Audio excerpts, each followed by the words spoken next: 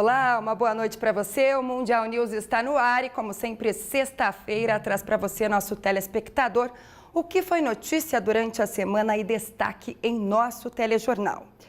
Começamos relembrando a prisão do ex-governador do Paraná, Beto Richa, candidato ao Senado pelo PSDB. Beto foi alvo de 2 operações nesta semana, uma realizada pelo Ministério Público do Paraná, pela qual foi preso, e outra da Polícia Federal em uma nova fase da Lava Jato. 53ª fase da Operação Lava Jato, denominada Operação Piloto por conta do codinome dado ao ex-governador e candidato ao Senado, Beto Richa, nas planilhas da Odebrecht. Além do candidato, foram cumpridos mandados em Salvador, São Paulo, Lupionópolis, Colombo e Curitiba, no Paraná. O primeiro, que seria o ex-chefe de gabinete do ex-governador, nesse caso específico, ele teria solicitado as vantagens indevidas aos executivos da Odebrecht. O segundo, que seria esse empresário curitibano, seria o que se incumbiu do recebimento e operacionalização da entrega dos valores. E o alvo de prisão temporária era um subordinado desse empresário que ajudava na operacionalização também de recebimento e depósito de dinheiro em espécie. O objetivo da investigação é a apuração de suposto pagamento milionário de vantagem indevida no ano de 2014, pelo setor de operações estruturadas do Grupo Odebrecht, em favor de agentes públicos e privados do estado do Paraná.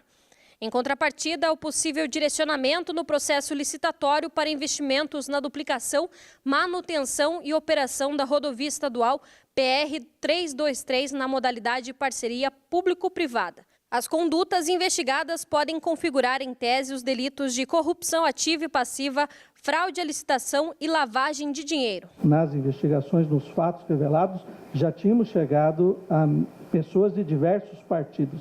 Infelizmente, o foro privilegiado é um obstáculo para as investigações, é um obstáculo para punir muitas pessoas de outros partidos. Neste caso, por uma série de circunstâncias, inclusive pela perda do foro do ex-governador, nós podemos dar continuidade no primeiro grau. Isto mostra não só que a colaboração e a leniência de executivos e da empresa Odebrecht, bem como uma investigação bem feita no primeiro grau, pode dar resultado. E, neste caso, é um político do PSDB. Mas nós não escolhemos esses alvos. As investigações é que vão nos mostrando, com a sua maturidade, as operações que nós devemos lançar. Beto Richa foi alvo de 2 operações, uma realizada pela Polícia Federal em um desdobramento da Operação Lava Jato, onde o mandado de busca e apreensão foi feito dentro da casa do ex-governador, e outra deflagrada pelo Ministério Público do Paraná, onde o candidato ao Senado foi preso juntamente com a sua esposa, Fernanda Richa. Apenas 3 pessoas ainda não foram presas na operação. São elas o empresário Joel Malucelli, que está em viagem ao exterior, Edson Casagrande, ex-secretário de Assuntos Estratégicos da gestão de Richa, e André Felipe Bandeira, que é irmão do advogado Túlio Bandeira, que já se encontra nas dependências do GAECO.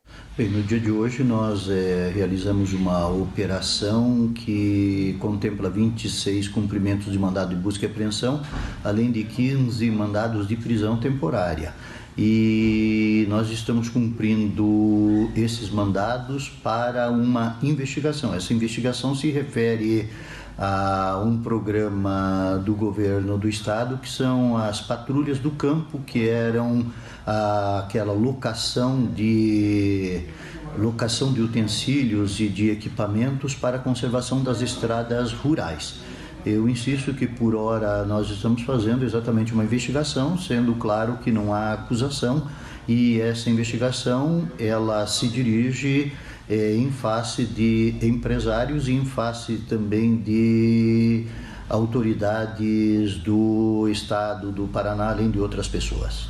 Além dos mandados de prisão, a operação também investiga as empresas Cotrans, Ouro Verde e J. Malucelli por fraudes no programa do governo estadual. A defesa de Beto Richa informou por meio de nota que até agora não sabe qual a razão das ordens judiciais e que ainda não teve acesso às investigações. A governadora interina e candidata à reeleição na chapa de Richa, Cida Borghetti, comentou por meio de nota que, abre aspas, cada um tem que responder pelos seus atos, fecha aspas.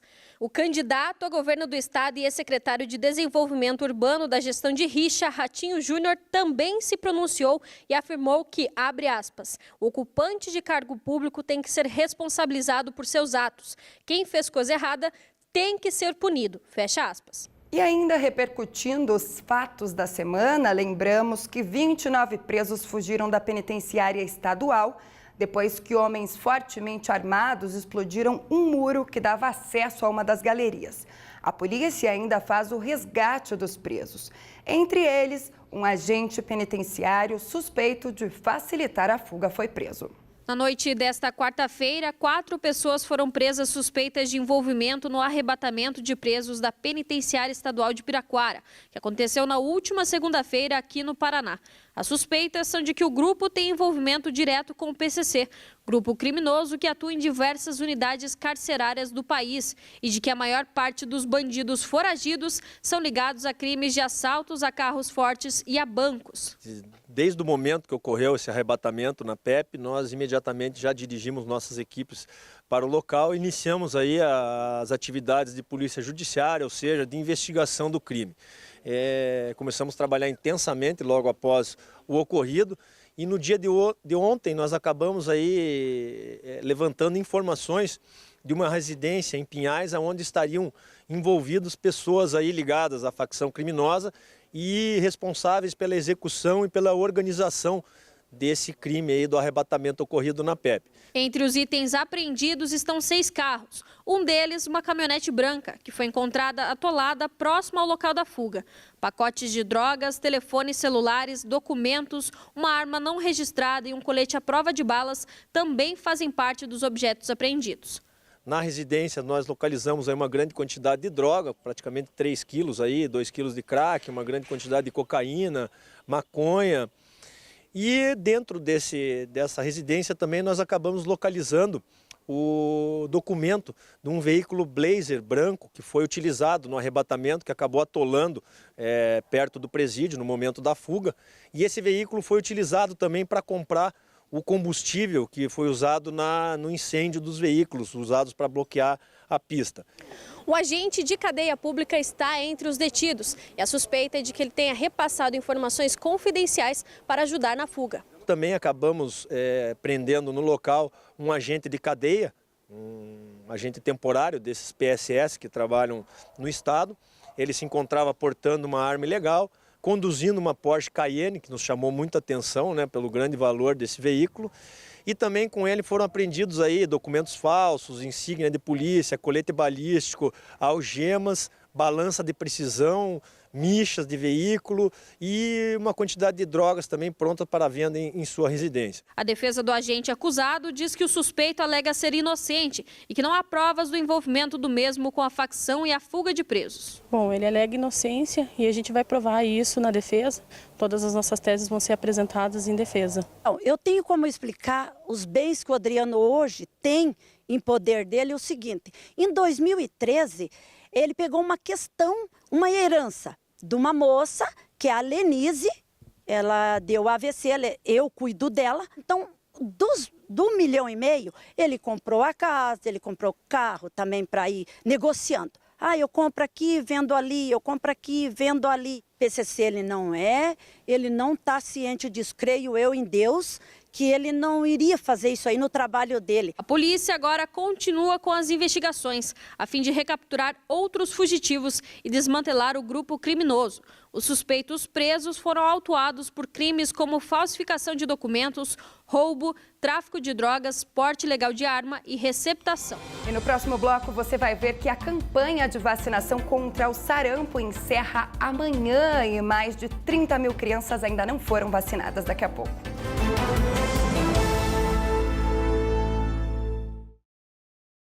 Mãos desenha um homem aflito à procura de algo. Onde está meu título? Frase onde está meu título é escrita num pequeno caderno. Todo ano de eleição rola a mesma pergunta. Mas em 2018, seu título tá na mão. Mãos surgem com as palmas voltadas para cima. É só usar o app e-título.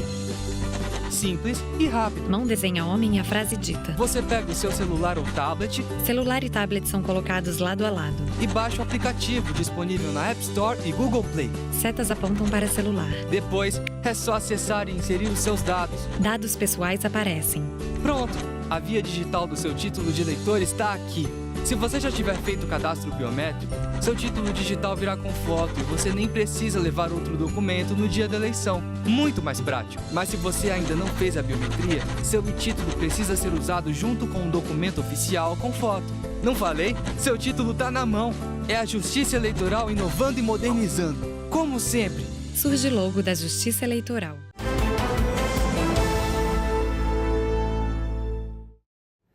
A Polícia Ambiental deflagrou nesta semana uma operação nacional de combate ao desmatamento na Mata Atlântica, envolvendo 15 estados.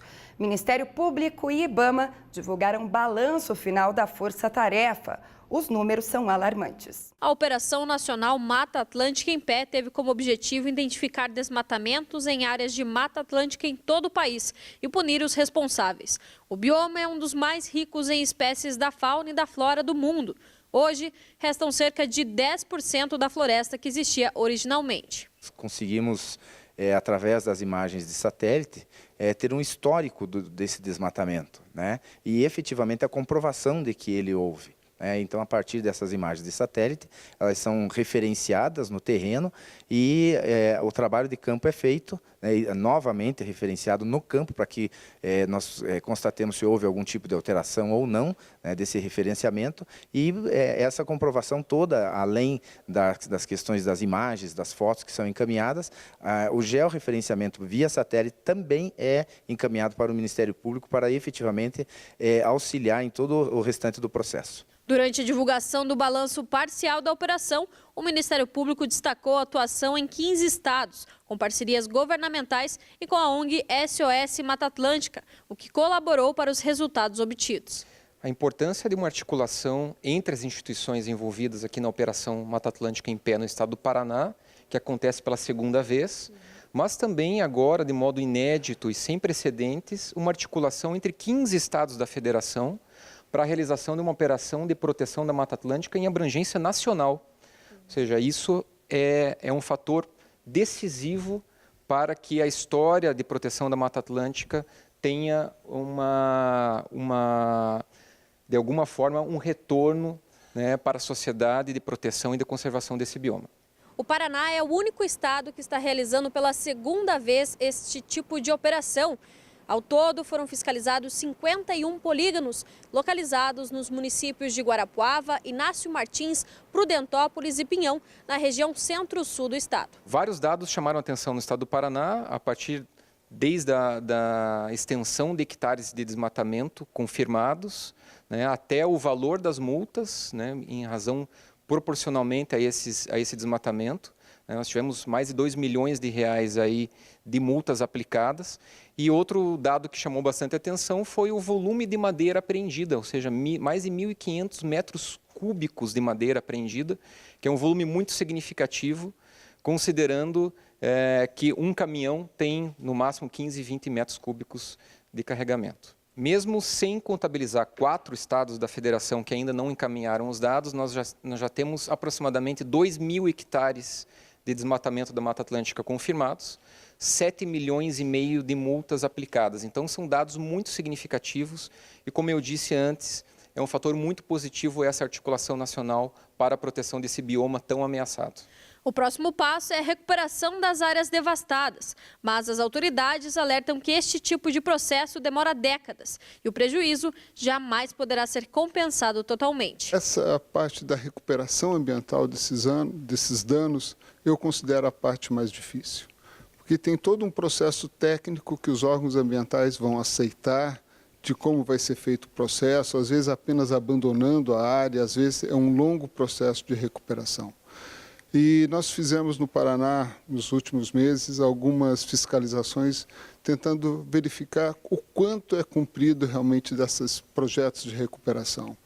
E menos de 20% são satisfatórios. Agora um alerta importantíssimo aos pais. Encerra amanhã a campanha nacional de vacinação contra poliomielite e sarampo. E olha só, mais de 30 mil crianças paranaenses ainda não foram levadas aos postos de saúde para tomar as vacinas. Como forma de atingir a meta de imunização, o Ministério da Saúde ampliou a campanha de vacinação contra o sarampo e a poliomielite. Até agora, apenas 10 estados atingiram os 95% esperados. Nós estamos aqui com João Luiz Crivellaro, é chefe de estado, chefe do Centro, de Epidemiologia aqui do estado do Paraná. Vai falar um pouco sobre essa campanha, né? João, por que houve essa prorrogação? Olha, devido à baixa cobertura na população, principalmente na questão do poliomielite e do sarampo, o Ministério adotou na prorrogação até o dia agora, dia 14, onde que nós tenhamos a oportunidade de que os pais responsáveis levem os seus filhos para serem vacinados. Então, qual é o público-alvo dessa campanha? Muito importante a gente lembrar, é uma campanha de uma forma indiscriminada, onde a população de 12 meses de idade até 4 anos, 11 meses e 29 dias. E como que os pais fazem, Onde é que eles encontram essa vacina? No estado do Paraná, nós temos mais de 2.200 salas de vacinas, num horário geralmente das 8 horas da manhã até 17 horas, onde essas unidades estão oferecendo essas duas vacinas. É importante manter altas taxas de cobertura vacinal para evitar a reintrodução da poliomielite e do sarampo no nosso estado. Como é que estão os dados aqui, as metas, como é que está a porcentagem de cobertura aqui no Paraná? No Paraná, com relação à poliomielite, nós já atingimos 95%. Estamos prestes a atingir, na data de hoje, se Deus quiser, a gente consiga atingir a cobertura de 95%. Porém, do sarampo nós estamos com 94,69%. Ok, muito obrigada pelas informações, João. Então, lembrando que a campanha de vacinação contra o sarampo e a poliomielite vai até a sexta-feira e os postos de saúde de todo o estado e de todo o Brasil também estão fornecendo essas vacinas. Os pais só precisam trazer a carteirinha de identificação e de vacinação das crianças e chegar até lá. O Instituto Nacional de Meteorologia emitiu um alerta em relação à baixa umidade do ar no Paraná e em mais 10 estados do país. Esse fenômeno, que atinge principalmente o interior do estado, no caso do Paraná, pode trazer complicações à saúde. Com o período de estiagem na reta final do inverno, muitas pessoas estão sentindo a diferença na umidade relativa do ar. Este fenômeno natural acontece quase que rotineiramente nesta época do ano e os índices chegam a beirar os 20% nos locais mais quentes, prejudicando, além da saúde, plantações e criações de animais. Estiagem é um período prolongado de ausência de chuvas aqui em uma determinada região, mas no caso deste final do inverno atinge todo o sul do Brasil e parte até do sudeste. Então, extensa área aqui onde existe uma circulação, um padrão de circulação do ar na atmosfera que dificulta a formação de nuvens. Então, é isso basicamente que nós temos aí no final deste inverno. Algumas regiões mais próximas ao mar acabam não apresentando os efeitos deste fenômeno. Em contrapartida, as localidades no interior e centrais acabam sofrendo com as altas na temperatura e a baixa umidade. No Paraná existe uma condição de certa umidade, a quantidade maior de umidade do ar, por conta do fluxo dos ventos que trazem fluxo de umidade que vem do mar em direção ao continente. Então, os ventos de sul, do setor sul, eles trazem essa umidade até a serra, no máximo, aqui a região dos Campos Gerais, onde concentra uma certa quantidade de umidade. No interior, à medida que não chove, a condição é bem diferente. As temperaturas se elevam e os índices de umidade caem assim, tudo abaixo de 50%, como tem ocorrido nos últimos 5 dias aqui no Paraná. Com umidade baixa, um alerta foi emitido pelos Centros de Monitoramento do Clima. A preocupação é com a saúde das pessoas, que acaba sendo afetada. Nesse período do ano, o clima fica mais seco e com isso favorece o aparecimento de doenças do trato respiratório, principalmente as alergias, de ouvido, garganta, nariz, as rinites, as bronquites, ocorrem com maior frequência nessa época do ano devido à baixa umidade no ar. Para se prevenir e amenizar os efeitos, existem dicas valiosas e muito simples, como, por exemplo, beber muita água e manter os ambientes umidificados. Umidificar o ar, né? Ou com recipiente com água, principalmente à noite, ao dormir, toalhas úmidas, pingar soro fisiológico no nariz, nos olhos, isso tudo vem a facilitar, a ajudar a amenizar esses efeitos. Manter os ambientes limpos, né? Livres de poeira, de pó. Na medida do possível, evitar varrer com vassoura, levantando a poeira. Sempre que possível, utilizar um pano úmido para fazer a limpeza do chão, dos móveis. Isso diminui a circulação da poeira e junto com essa poeira nós vamos ter aí fungos, ácaros, vírus, bactérias que vão provocar infecções e irritações no trato respiratório. Mas a população já pode ficar despreocupada. A estiagem deste inverno já tem data para acabar. Segundo os meteorologistas, este fenômeno não é comum na primavera, que tem o início no próximo dia 21. O Mundial News desta sexta-feira fica por aqui. Uma ótima noite para você, um excelente final de semana. Nos vemos segunda. Até lá.